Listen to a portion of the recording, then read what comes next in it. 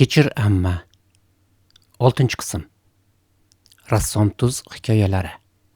Boshi o'tgan sonlarda. Kutilmagan taklif. 10-mart seshanba kuni edi. Odatda Holli seshanba kuni elektrdan takroran qarzdor bo'lib, pul to'lashdan ashaddiy bo'yin tovlaganlarni aniqlab, sudga berishga hujjat tayyorlardi. Shunga ertaroq turib ishga otlandi. Shu payt telefoni jiringladi. "Berdiyev sizmisiz?" deb so'radi trubkadagi ayol olmaxon ungiday mayin ovozda. "Sizga Istanbuldan telefon qilyapmiz. ATV kanalidan. Siz bilan Kim millioner o'lmoq istar programmasining olib boruvchisi Kenanbey gaplashmoqchi. Lutfan xatda qoling." Birpasdan keyin erkak kishining xotirjam ovozi eshitildi. "Hollibey, marhabo." Holli bo'lsa, "Aka, yaxshimisiz?" dedi. Shundan keyin Kenanbey o'zining kelib chiqishi Xorazmdagi turkmanlarga borib taqalishi va ota yurt Turkiston mansublariga alohida ehtiromi borligini ta'kidladi. "Men sizning maktubni kecha tun yarmida o'qib ta'sirlandim. Musiqa o'qiyman deb Rossiya sovuqlarida kasal topib bevaqt o'lim topgan To'lg'anoy hikoyasi meni incitib qalbimni ost-ust qildi." Kenanbey uning ismini Do'lnoy deya talaffuz qildi. "Darhol sizni programmaga qo'shishlarini so'radim. Lutfan programda musofir bo'lib meni mutli qiling. Qolganini Sevar xonim sizga anglatadi. Ko'rishguncha", dedi telefondagi erkak. Dali yurak, Qoradoyi seriallari orqali mashhur bo'lgan Kenanbey, Kenan Emirzali o'g'li odatda millioner shou dasturi qatnashchilari bilan faqat programma suratga olinayotgan paytdagina suhbatlashardi. Holli bilan gaplashgani bir istisno edi. Sevar xonimning aytishicha, bunga 2 sabab bor edi. Birinchidan, Kenanbey o'z so'ydoshlari turkistonliklarga bo'lgan hassosiyati bo'lsa, ikkinchidan uning fortepiano chaluvchi xonimlarga bo'lgan ehtiromi asos sabab edi. Aytishlaricha, uning Zubayda Yosamin ismli opasi fortepiano chalishga oshig'ich havasmand bo'lgan. Shundan keyin Kenanbeyning yordamchisi Sevar xonim Holli uchun chorshanba kuniga bilet olingani, aeroportga yaqin Kurtko'ydagi Green Park otelida xona bron qilingani va ko'rsatuv payshanba kuni suratga olinishini bildirdi. To'yga borsang to'yib bor, to'y tuningni kiyib bor.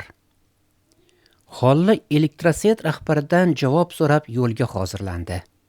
Mundoq qarasa, Turkiyadagi TVga chiqishga arziydigan tuzukroq kiyimi ham yo'q ekan.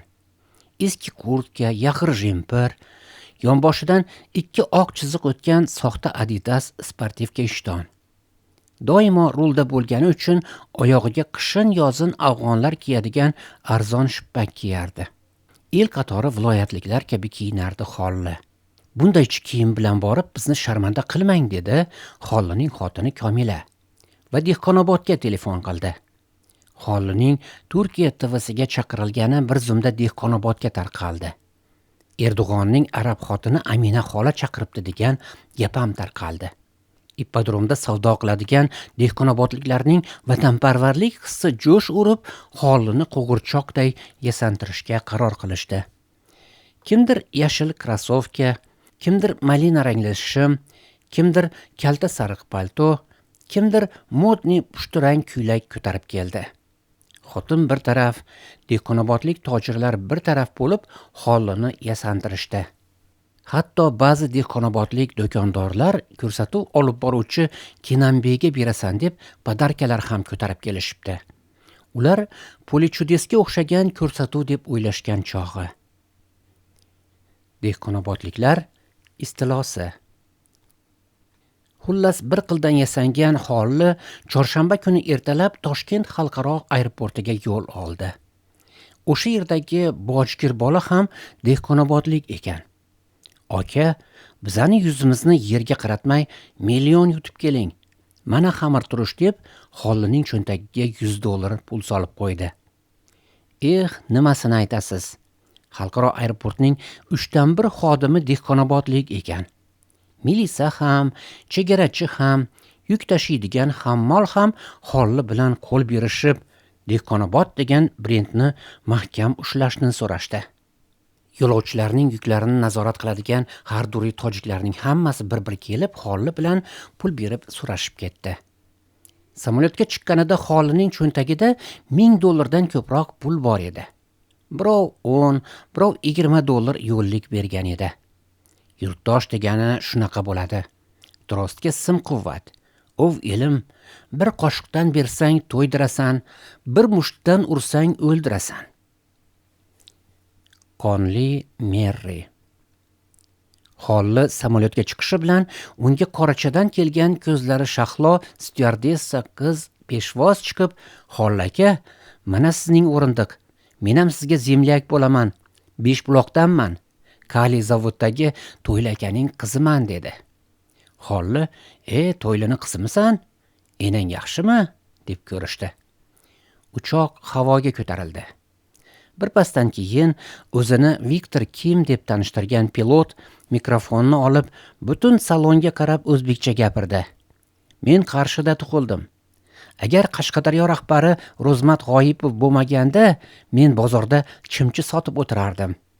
Ro'zmat akaning o'g'li Arslon og'a meni pilotlikka o'qitib odam qildi. Qashqadaryolikning joyi yerda emas, ko'kda", derdi rahmatli. Mana yo'lovchilar orasida Holliberdiyev degan qashqadaryolik zemlagim o'tiribdi. U Turkiyadagi millioner shouda qatnashish huquqini olgan 80 million odamdan biri. Qani chabak chalib olqishlaylik. Period Qashqadaryo. Shundan keyin salondagi butun yo'lovchilar chabak chalib Hollini olqishladi. Holli uyalganidan qizarib ketdi. Ekonom klass bo'lishiga qaramay, Dehqonobodlik styuardessa Holliga alohida lyuks patnis keltirdi. Patnisning ichi noz-ne'mat bilan to'la edi. Styuardessa tomat sharbatiga vodka qo'shib, qonli Merri degan ichimlik yasab berdi. Uyalganini yashirish uchun Holli bu ichimlikdan 3 ta stakanni yutib xotirjam bo'ldi. Sabiha Gökchan. Uchoq Istanbulning Sabiha Gökchan aeroportiga kelib qo'ndi. Sabiha Gökchan ulug' reformator Mustafa Kemal Otaturkning asrab olgan qizi. Turk ayollaridan yetishib chiqqan ilk harbiy uchuvchi. Aeroportga kiraverishda Sabiha Gökchanning Otaturk bilan birga tushgan ulkan rasmi osig'liq turibdi. Aeroportda Hollini Sevar xonim kutib oldi. U qo'lida Holli deb yozilgan qog'ozni ushlab turardi. Yonboshiga ATV deb yozilgan minivan Hollini Qurtko'y Pendiq mavzeidagi Green Park degan 5 yulduzli mehmonxonaga eltdi.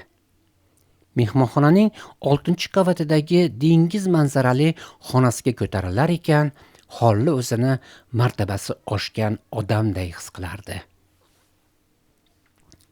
Grazio Maestro. Keng xona 2 bo'lmadan iborat edi. Yotoq va istirohat qismi. Istirohat qismi markazidagi yumaloq stol ustida ananas, kivi, banan va nashvatalar to'la savat turardi. Holli vannaga kirib cho'milib, oq momiq xalatga o'ralib chiqdi. Minibardan viski olib ichib, kivi bilan zakuska qildi. Xonadagi telefon jiringladi. Pastda retsepsiyondagi xodim telefon qilib, "Sizga kechki ovqat buyurtirilgan. Restoran 1-etajda, o'ngdagi Jumhuriyat salonida", dedi. Xodimning gapini eshitgan Holli, hoynahoy bu ham Dehqonoboddan bo'lsa kerak deb o'yladi. "Yo'q akajon, men chiroqchidanman. Chiroqchining Ko'ktosh qishlog'idan. Restorandagi ofitsiant ham ko'ktoshlik", deb qoldi. Mayli, dunyo faqat Dehqonobodliklardan iborat emas-ku, deb o'ylagan Holli hay-hay kiyimlarini kiyib restoranga tushdi. Ko'ktoshlik ofitsiant bola uni tanib, "Zemlyak, mana bu stol sizniki", deb o'tkazib qo'ydi. Holli shu kuni bir sur yemak, xosatan lavrak baliqqa to'ydi. Buzdaq degan klassik qirmizi turk sharobidan 2 shishani bir o'zi qulatdi. Sarxush bo'lgan Holli restorandagi pianino oldiga borib chala boshladi. Holli garchi o'qimagan bo'lsa ham pianinoni havaskor kabi chala olardi. Restoranda o'tirgan italyan xuranda Hollining oldiga kelib Grazio Maestro, Antonio Vivaldi deya qarasak chaldi. Holli Vivaldining Yil fasllari bastasini chalishga uringandi. Davomi bor.